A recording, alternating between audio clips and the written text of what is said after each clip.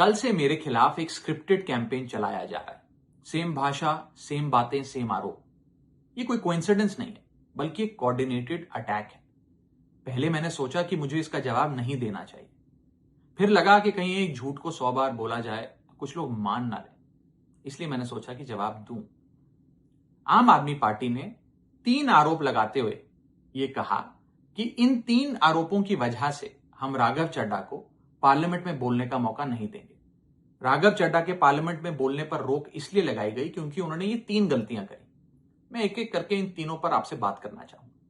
पहला आरोप कि जब ऑपोजिशन पार्लियामेंट से वॉकआउट करता है, सदन से वॉकआउट करता है, तो राघव चड्ढा वहीं बैठे रहते हैं, वो वॉकआउट नहीं करते। यह सरासर झूठ है, सफेद झूठ। मैं चुनौती देता हूं, एक इंस्टेंस, एक दिन ऐसा बताइए जब ऑपोजिशन ने वॉकआउट किया हो और मैंने उनका साथ ना दिया हो, मैं साथ में वॉकआउट नहीं किया हो। और पार्लियामेंट में तो हर जगह सीसीटीवी कैमरा है, आप सीसीटीवी कैमरा निकाल कर दिखा दीजिए, दूध का दूध और पानी का पानी हो जाएगा।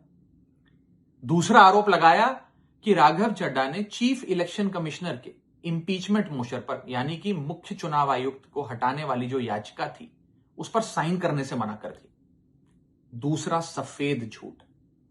ना मुझे आम आदमी पार्टी के किसी भी नेता ने इस मोशन पर साइन करने के लिए कहा, ना औपचारिक तौर पर कहा, ना अनौपचारिक तौर पर कहा। और आम आदमी पार्टी के राज्यसभा में कुल 10 सांसद हैं, जिनमें से 6 या 7 सांसदों ने इस मोशन पर खुद ही साइन नहीं किया। तो भला इसमें मेरी क्या गलती? खाली सारा दोष मुझ पर ही क्यों मढ़ा जा रहा है?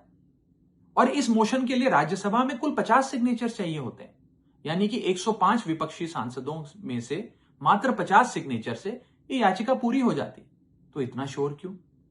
और तीसरा आरोप जो मुझ पर लगाया गया वो ये था कि राघव चड्ढा डर गए हैं और इसलिए वो बेकार मुद्दे उठाते हैं।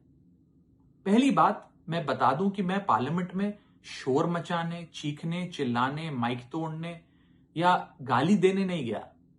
मैं वहां पर जनता के मुद्दे उठाने गया हूं, लोगों की बात करने गया हूं।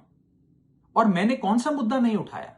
मैंने जीएसटी से लेकर इनकम टैक्स की बात करी, पंजाब के पानी से लेकर दिल्ली की हवा का मुद्दा उठाया, हमारे सरकारी स्कूलों की हालत से लेकर कैसे पब्लिक हेल्थ केयर इंस्टीट्यूशंस को मजबूत किया जाए, इंडियन रेलवेज में जो पैसेंजर्स ट्रैवल करते हैं उनकी समस्याएं रखी, यहां तक कि मेंस्ट्रुअल हेल्थ, एक ऐसा मुद्दा जिसके बारे में लोग बात करने से कतराते हैं, वो बातें तक रखी। बेरोजगारी से लेकर महंगाई तक तमाम मुद्दे उठाए। आप मेरे 4 साल का पार्लियामेंट का ट्रैक रिकॉर्ड उठाकर देख लीजिए।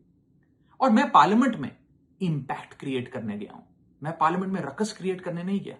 ये टैक्स पेयर के पैसे से जो पार्लियामेंट चलती है, उस टैक्स पेयर के मुद्दे उठाने में पार्लियामेंट में गया हूं। अंत में मैं बस इतना कहना चाहता हूं कि जो लोग आज मुझ पर आरोप लगा रहे हैं, झूठे आरोप लगा रहे हैं, कि हर झूठ को बेनकाब किया जाएगा और हर सवाल का जवाब दिया जाएगा, क्योंकि मैं घायल हूं, इसीलिए घातक हूं।